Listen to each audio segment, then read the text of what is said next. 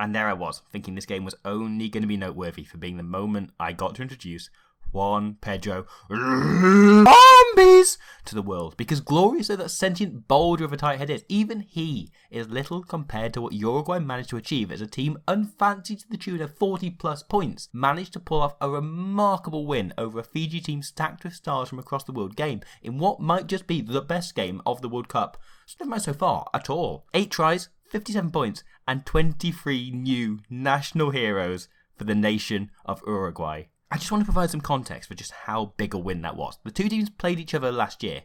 Fiji won 68-7. Uruguay's previous biggest ever win was over either Japan in 2005 or Georgia in 2003. Both games against sides who didn't at all have the status in the sport they do now. They never caused any upsets at that point. World Rugby even reportedly set Uruguay the target of finishing within 20 points of Fiji for a boost in funding in the next World Cup cycle. If you'd checked with the bookies, you'd have found Uruguay at anything up to 120-1. Odds even Rob Howley wouldn't have fancied.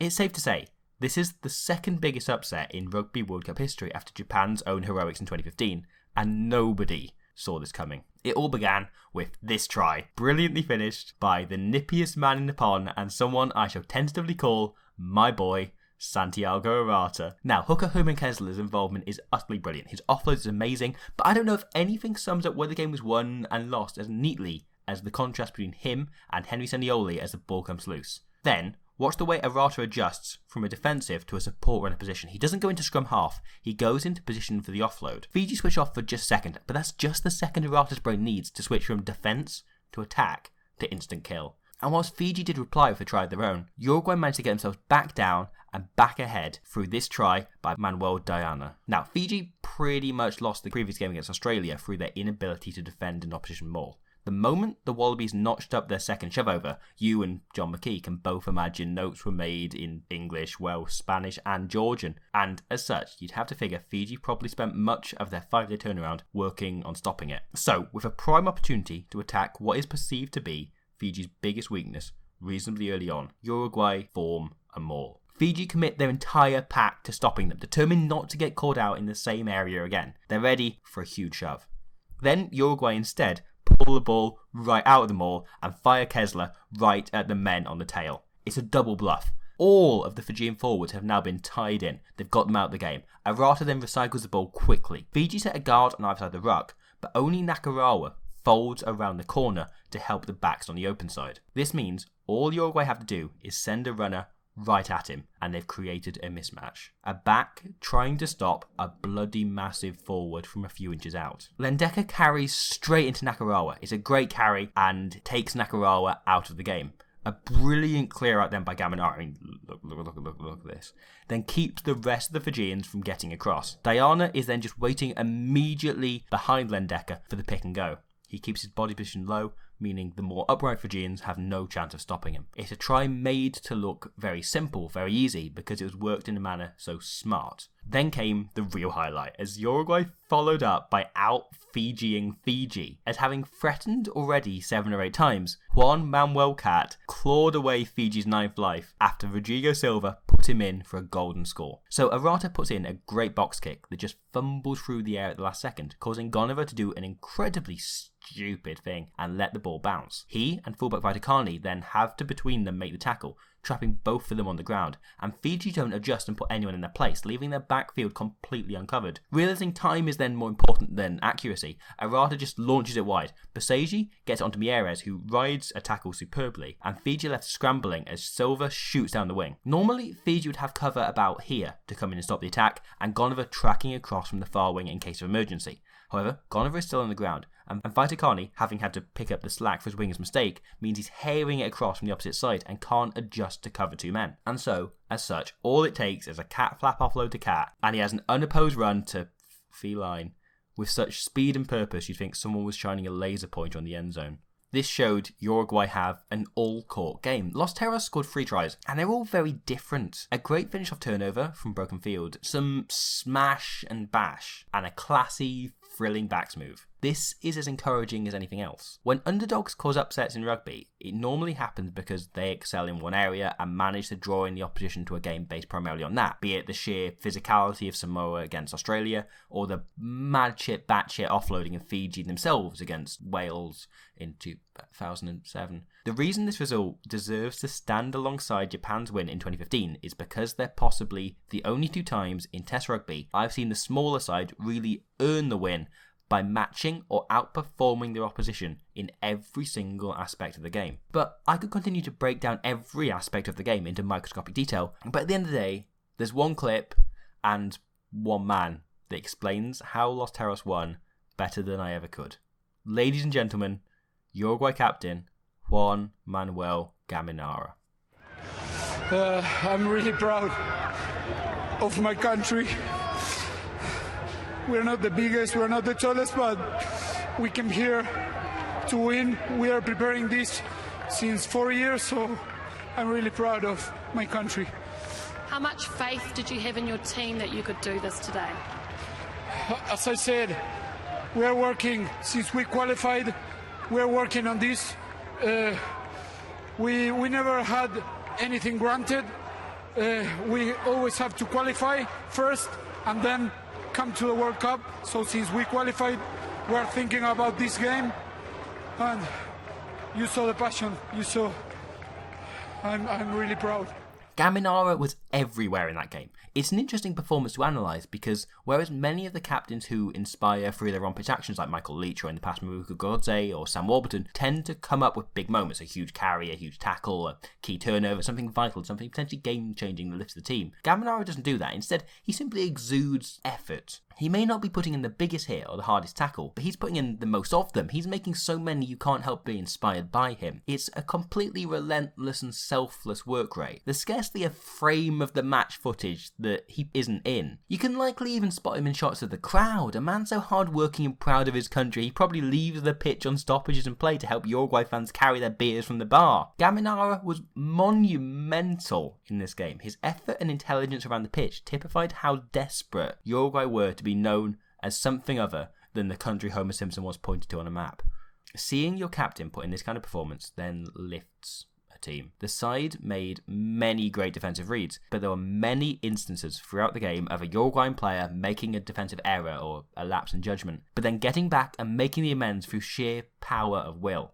Both wingers, Silva and Freitas, were outstanding on this, and watch Andres Villaseca here, who had a phenomenal game, tracking back to make the tackle after Fiji make a very skillful break. Gaminara's fellow back rowers were also incredible. Savetta was brilliant at the breakdown, and Diana repeatedly crashed through the Fijian wall in a way that was reminiscent of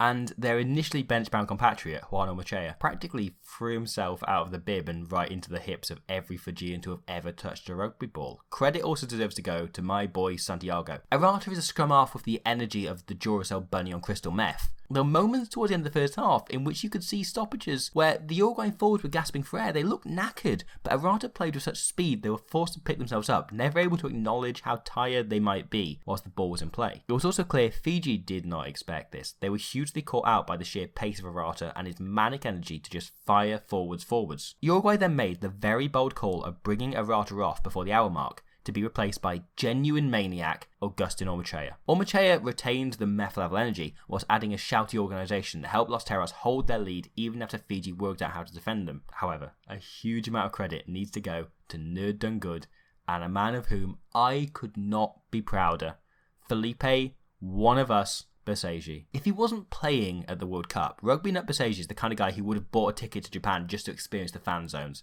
and probably comments in his broken English on every R Rugby Union match thread. Bersaji said at the last World Cup, before he plays, he likes to watch clips of the Welsh anthem being sung at the Millennium Stadium to pump himself up, and going by his performance on Wednesday, that day he must have watched the iconic rendition from before Wales beat England 30 points to 3. Bersaji has this lovely way of holding the ball that makes it very hard for defence to guess what he's going to do, and he varied his game very nicely. He kept the tempo up when it was needed, he brought the backs into the game around him, and then when it came down to it, just kicked everything. Fiji, who 4 years on is still, for some godforsaken reason, persisting with the experiment of using Pride of Cornwall Josh Matavesi at 10, hit one out of their 6 kicks at goal in a performance by Matavesi that was practically brain dead. Beseji, on the other hand, nailed 6 out of 7. One of the benefits of having a huge rugby nerd in your team is that Beseji reads the game very well. As such, in defence, Uruguay would use him differently to most fly halves, having him operate as the beacon, as they know, the man who flies up to shut an attack down dead. Look at this. Fiji run a loop, using a forward to bring a unit of their extremely dangerous backs into the game.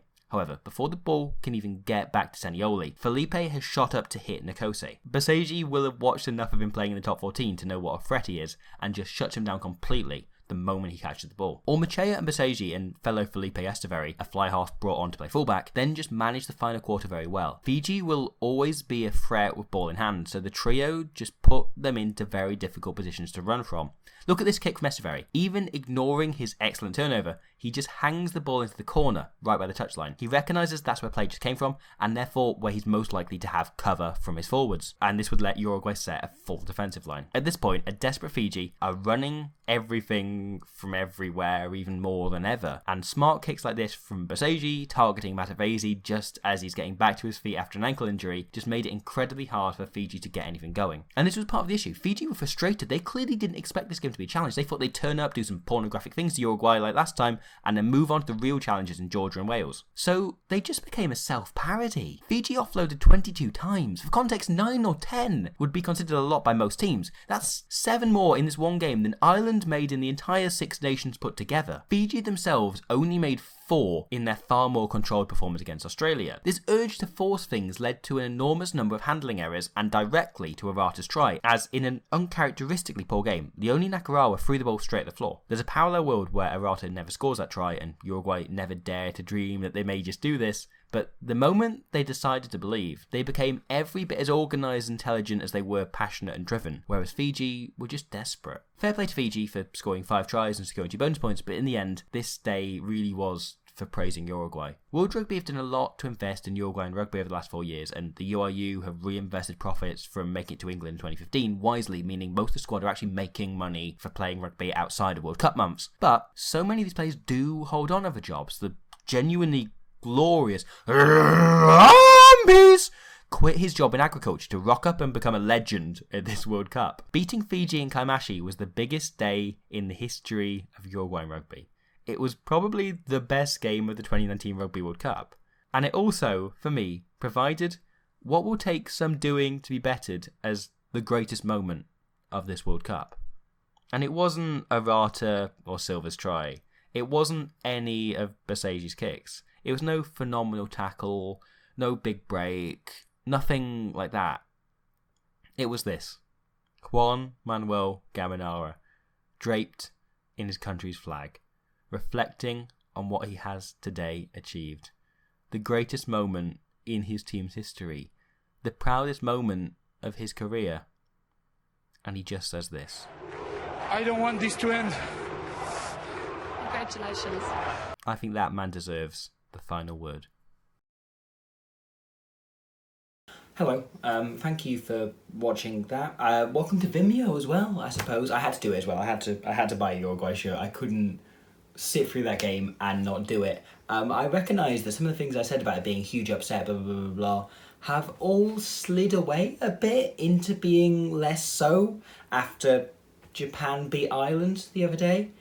Or, today as I'm speaking, it's actually take past midnight, so maybe not. But yeah, so that's a huge upset. I'm going to have to move on to that. I am going to try and get through, as I've probably said in the other video which I haven't recorded yet, which is gone up on YouTube, because my voice is going after shouting at Japan all day.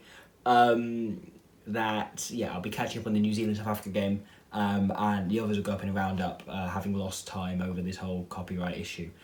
So thank you for following over to Vimeo. I really do appreciate it. Thank you to everyone who supports us on Patreon. Thank you to the Find a Player app. And thank you to Uruguay for pulling off such a remarkable win. It really was. It got me properly jumping up and down. It was amazing. So yeah, thank you. And I'll see you very soon. I'm going to continue to catch up on the other games now. Try and make up for the time I lost in those few days of running around and panicking and screaming and recording videos to camera in which I'm just sort of horrendously all over the place. So thank you, and I'll see you very soon.